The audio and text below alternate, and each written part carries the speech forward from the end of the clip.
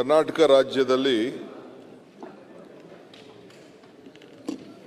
ಅಭಿವೃದ್ಧಿ ವಿಚಾರದಲ್ಲಿ ಯಾವ ದಿಕ್ಕಿನಲ್ಲಿ ಸರ್ಕಾರ ಹೋಗ್ತಾ ಇದೆ ಇಲ್ಲ ಅನ್ನೋದ ಬಗ್ಗೆ ಸುಮಾರು 6 ಗಂಟೆಗೂ ಹೆಚ್ಚು ಕಾಲ ನಮ್ಮ ಎಲ್ಲ ನಾಯಕರುಗಳು ಮಾತಾಡಿದ್ದಾರೆ. ಯಾರು ಮಾತಾಡಿಸ್ಕೊಳ್ಳಿ. 38 ಜನ ಮಾತಾಡಿದ್ದಾರೆ. 6 ಗಂಟೆ 17 ನಿಮಿಷ. ಅನುದಾನ ಅಭಿವೃದ್ಧಿ ಕುಂಠಿತವಾಗಿದೆ, ಅದರ ಬಗ್ಗೆ 69 ಅಡಿಯಲ್ಲಿ ತಾವು ಚರ್ಚೆಗೆ ಅವಕಾಶವನ್ನು ಕೊಟ್ಟಿದ್ದೀರಿ. ಅಧ್ಯಕ್ಷರೇ,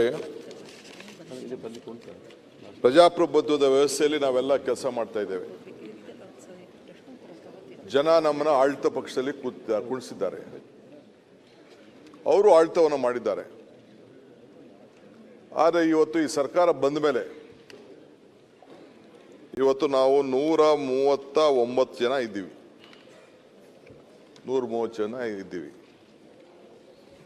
ಮುಖ್ಯಮಂತ್ರಿಗಳು ಈ ಚುನಾವಣಾ ಸಂದರ್ಭದಲ್ಲಿ ನಾನು ಕಾಂಗ್ರೆಸ್ ಪಕ್ಷದ ಅಧ್ಯಕ್ಷನಾಗಿ, ಮುಖ್ಯಮಂತ್ರಿಗಳು ವಿರೋಧ ಪಕ್ಷದ ನಾಯಕರಾಗಿ ಇಡೀ ರಾಜ್ಯವನ್ನು ಪ್ರವಾಸ ಮಾಡಿ ಜನರ ಆಸೆ ಆಕ್ರೋಶ ಎಲ್ಲ ಕೂಡ ನಾವೆಲ್ಲ ಗಮನದಲ್ಲಿಟ್ಕೊಂಡು, ವಿಶೇಷವಾಗಿ ಬೆಲೆಗಳೆಲ್ಲ ಗಗನಕ್ಕೆ ಹೋಗ್ತಾ ಇತ್ತು, ಜನರ ಆದಾಯ ಪಾತಾಳಕ್ಕೆ ಹೋಗ್ತಾ ಇತ್ತು.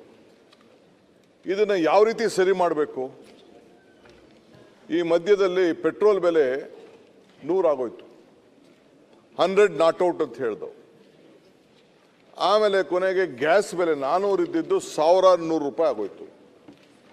ಎಲ್ಲೋದ್ರೂ ತಾಯಂದಿರು, ಹಿರಿಯರು, ಯುವಕರು ಎಲ್ಲರೂ ಕೂಡ ಅವ್ರವ್ರ ವಿಚಾರ ಎಲ್ಲ ಕೂಡ ಹೇಳ್ತಾ ಇದ್ರು. ಯುವಕರು ಉದ್ಯೋಗ ಇಲ್ಲ, ಅದಕ್ಕೆ ಕೆಲವರು ಯಾರೋ ನಾಯಕರು ಪಕೋಡ ಮಾಡ್ಕೊಂಡಿದ್ದೀನಿ ಅಂತ ಹೇಳ್ತಾರೆ. ನಾನು ಯಾರ ಹೆಸರು ತೆಗೆದುಕೊಳ್ಳಕ್ಕೆ ಹೋಗೋದಿಲ್ಲ.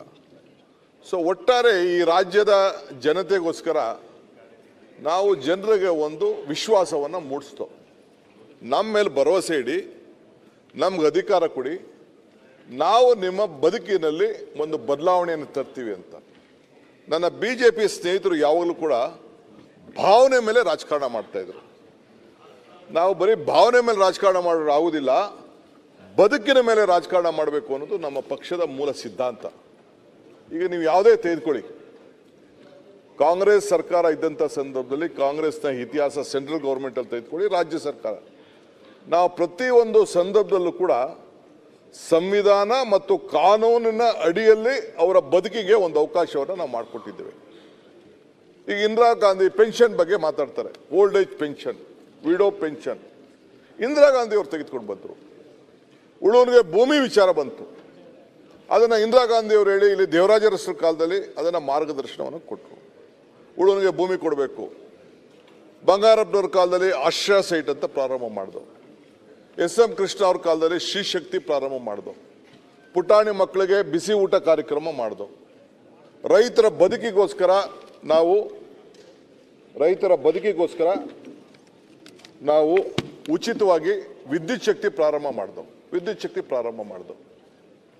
ಬಂಗಾರಪ್ಪನವರು, ಗುಂಡ್ರಾಯರು ಅವರೆಲ್ಲ ಕೂಡ ಮಾಡಿ ಕೊನೆಗೆ 6 ಗಂಟೆಯಿಂದ ನಾನು ಮಂತ್ರಿ ಆದಮೇಲೆ ನಾವು ಇವರು ಸಿದ್ದರಾಮಯ್ಯ ಸಾಹೇಬರು ಮಾತಾಡಿ 7 ಗಂಟೆವರೆಗೂ ಕೂಡ ನಾವೆಲ್ಲ ಏರಿಸ್ತು. ಈಗ 19,000 ಕೋಟಿ ರೂಪಾಯಿ ವಿದ್ಯುತ್ ಶಕ್ತಿಗೋಸ್ಕರ, ರೈತರಿಗೋಸ್ಕರ ನಾವು ಕೊಡ್ತಾ ಇದ್ದೀವಿ. 19,000 crores. First time in the history. ನೆನ್ನೆಲ್ಲ ಶೆಡ್ಯೂಲ್ ಕ್ಯಾಸ್ಟ್ ಅನುದಾನದ ಬಗ್ಗೆ ಮಾತಾಡ್ತಾ ಇದ್ರು. 40,000 ಕೋಟಿ ರೂಪಾಯಿಗೆ ಇವತ್ತು ಹೋಗಿ ಮುಟ್ಟಿದೆ. ಈ ರಾಜ್ಯದಲ್ಲಿ ಆಂಧ್ರ ಪ್ರದೇಶ್ ಬಿಟ್ಟರೆ ನಾವೇ ಒಂದು ಕಾನೂನನ್ನು ತೆಗೆದುಕೊಂಡು ಅವರ ಜನಸಂಖ್ಯೆ ಆಧಾರದ ಮೇಲೆ ಕೊಡಬೇಕು ಅಂತೇಳಿ ಒಂದು ಮೊದಲ ಬಾರಿಗೆ ತೀರ್ಮಾನ ಮಾಡಿದ್ರು. ನಾವು ಯಾವಾಗ 28,000 ಕೋಟಿ ರೂಪಾಯಿ ಅವತ್ತಿನ ಕಾಲದಲ್ಲಿ ಇತ್ತು, ಆಂಜನೇಯ ಅಸೆಂಬ್ಲಿಲಿ ಒಂದು ಮಣ್ಣೆಯನ್ನು ಮಾಡಿದ್ರು. ಆವತ್ತು ಸೆಂಟ್ರಲ್ ಗೌರ್ಮೆಂಟ್ ಬರೀ 84,000 ಸೋಷಿಯಲ್ ವೆಲ್ಫೇರ್ ಸ್ಕೀಮ್ಗೆ ಹಣವನ್ನು ಇಟ್ಟಿದ್ದನ್ನು ದಾಖಲೆ ಕೂಡ ಇವತ್ತು ಇದೆ. ಸೊ ಹಂಗೆ ಇವತ್ತು ಕೂಡ ನಮ್ಗೆ ಬಂದಾಗ ನಾವು ಜನರಿಗೆ ಮಾತು ಕೊಟ್ಟಿದ್ದು 5 ಗ್ಯಾರಂಟಿಗಳನ್ನು. ಒಂದು ನಿಮಿಷ ಪ್ಲೀಸ್, ಅಲ್ಲಿಗೆ ಹೋಗಿ ಮಾತಾಡಿ ಸ್ವಲ್ಪ ಪ್ಲೀಸ್. ನಾವು ಜನರಿಗೆ, ಯಾಕೆ ಡಿಸ್ಟರ್ಬ್ ಆಗ್ತದೆ ನನಗೆ, ನಾವು ಜನರಿಗೆ ಏನು ನಾವು ಮಾತು ಕೊಟ್ಟಿದ್ದೋ ಆ ಮಾತನ್ನು ನಾವು ಉಳಿಸ್ಕೊಂಡಿದ್ದೇವೆ. ನಾನು ಯಡಿಯೂರಪ್ಪನವ್ರನ್ನ ಭೇಟಿ ಮಾಡಲಿಕ್ಕೆ ಹೋಗಿದ್ದೆ, ಅವ್ರಿಗೆಲ್ಲ ಸಹಕಾರ ಕೇಳಬೇಕು, ಆಶೀರ್ವಾದ ಪಡಿಬೇಕು ಅಂತ ಹೋಗಿದ್ದೆ. ಯಡಿಯೂರಪ್ಪನವ್ರು ಮಾಡೋದು, ಡಿ ಕೆ ಏನು 5 ಹೇಳ್ಬಿಟ್ಟಿದ್ಯಲ್ಲಪ್ಪ, ವರ್ಷಕ್ಕೂ ನಾನು ಮಾಡ್ಕೊಂಡು ಹೋಗಿ ಅಂತ ಹೇಳಿದ್ರು.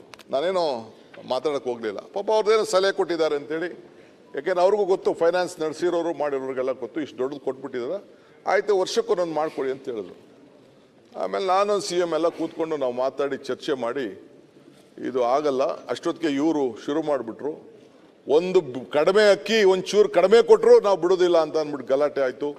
ಮಾತು ಕೊಟ್ಟಿದ್ದೀರಿ ಅಂತ ಏನು ಎಲ್ಲ ದೊಡ್ಡ ಗಲಾಟೆ ಶುರು ಆಯಿತು. ಸೊ ನಾವು ವಿತಿನ್ 6 months ಒಳಗಡೆನೆ ಕೊಟ್ಟಂತ 5 ಗ್ಯಾರಂಟಿಗಳನ್ನು 1 kg ಅಕ್ಕಿನೂ ನಿಮ್ಮ ಕಡೆಯಿಂದ ಕೊಡ್ಲೇ ಇಲ್ಲ. ಮೋದಿ ಕೊಟ್ಟಿದ್ದ ಅಕ್ಕಿ ತಂದು ಕೊಟ್ರಿ, ನೀವು 10 kg ಕೊಡ್ತೇವೆ ಅಂತ ಹೇಳಿದ್ರೆ ಎಲ್ಲಿ ಕೊಡ್ತೀರಿ? ನೋಡಪ್ಪ, ಎಲ್ಲಿ ಕೊಟ್ರಿ? ನಿಮ್ಮ ಅಕ್ಕಿ ಎಲ್ಲಿ ಕೊಟ್ರಿ? ಮೋದಿ ಕೊಟ್ಟ ಅಕ್ಕಿ ಕೊಟ್ರಿ ನಿಮ್ಮ ಅಕ್ಕಿ ಅಂತ ಹೇಳಿ. ನಿಮ್ಮ ಅಕ್ಕಿ ಎಲ್ಲೈತೆ ಹೇಳ್ರಿ, ನಿಮ್ಮ ಅಕ್ಕಿ ಎಲ್ಲೈತೆ ಹೇಳ್ರಿ. ನಾನು ನಿಮ್ಮ ತಂದೆ ಜೊತೆನೂ MLA ಆಗಿದ್ದೀನಿ, ಅವ್ರಿಂಗೆಲ್ಲ ಮಾತಾಡ್ತಿರ್ಲಿಲ್ಲ.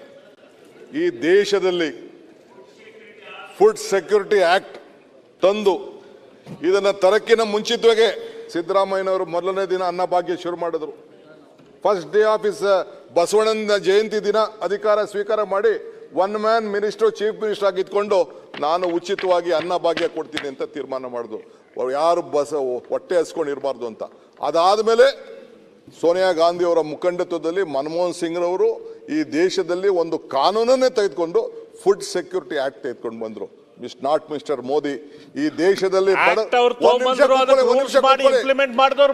ಒಂದ್ ನಿಮಿಷ ಕೂತ್ಕೊಳ್ಳಿ.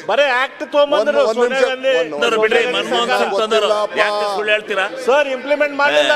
ಈಗ 6 ಗಂಟೆ ಮಾತಾಡಿದ್ದೀರಿ, ನಾವೆಲ್ಲ ಕೇಳಿದ್ದೀವಿ.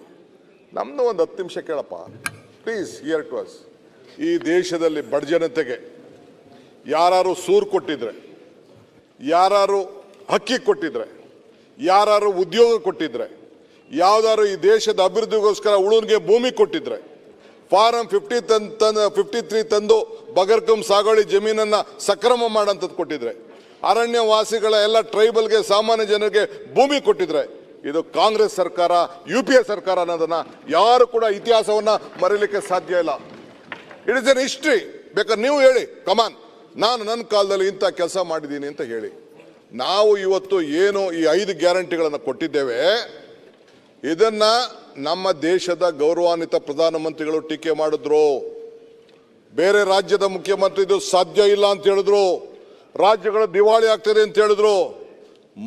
ಮಧ್ಯಪ್ರದೇಶದಲ್ಲೇ ಚೌಹಾಣ್ ರವರು, ಶಿವರಾಜ್ ಸಿಂಗ್ ಚೌಹಾಣ್ ರವರ ಮುಖಂಡತ್ವದಲ್ಲಿ ಮತ್ತೆ ಇದನ್ನ ಇಂಪ್ಲಿಮೆಂಟ್ ಮಾಡಲಿಕ್ಕೆ ಫಸ್ಟ್ ಪ್ರಾರಂಭ ಮಾಡಿದ್ರು. ಮಹಾರಾಷ್ಟ್ರದಲ್ಲಿ ಘೋಷಣೆ ಮಾಡಿದ್ರು, ದೆಹಲಿಯಲ್ಲಿ ಘೋಷಣೆ ಮಾಡಿದ್ರು.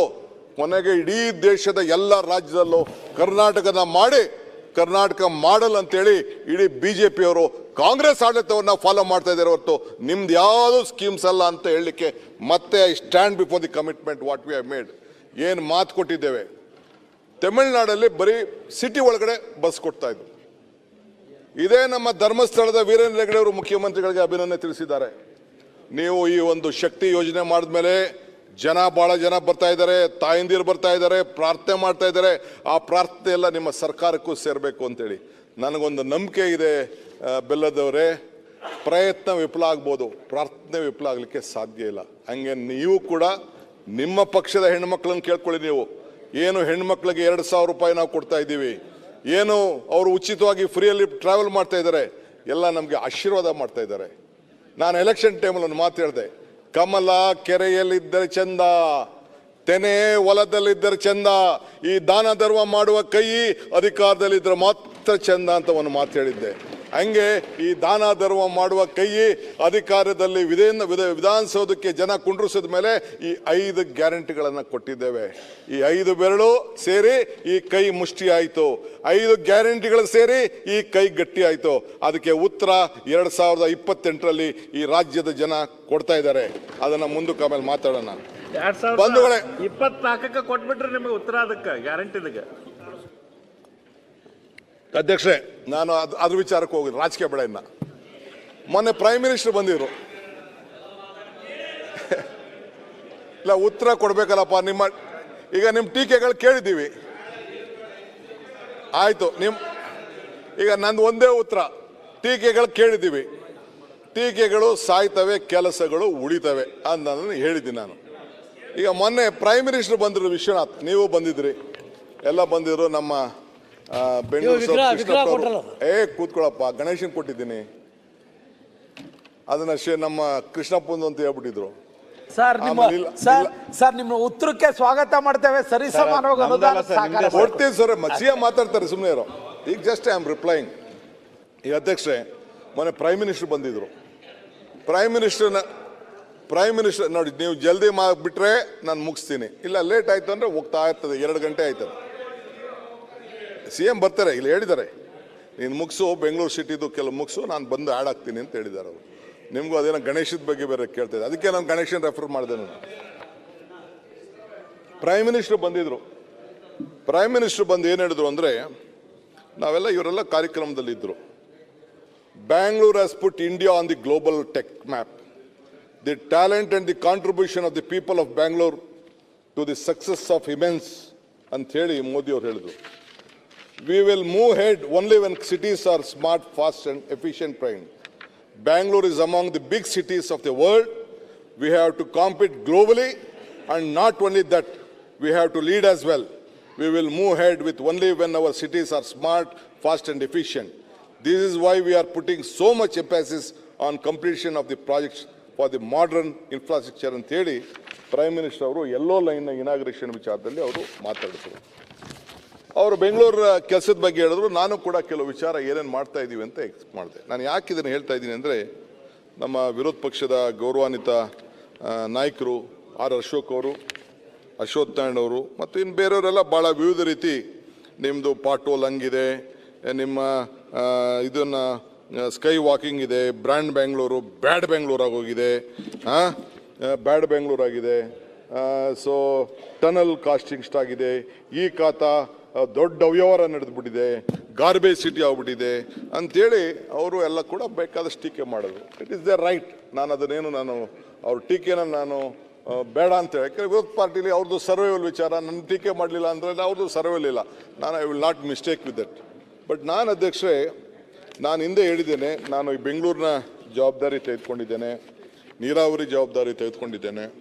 ನಾನು ವಿತ್ ಪ್ಯಾಷನ್ ಏನಾರು ಮಾಡಿ ಬೆಂಗಳೂರಿಗೆ ಒಂದು ಸಣ್ಣ ಕೊಡುಗೆ ಕೊಟ್ಟು ಹೋಗಬೇಕು ಅನ್ನೋ ದೃಷ್ಟಿಯಿಂದ, because we are not permanent year.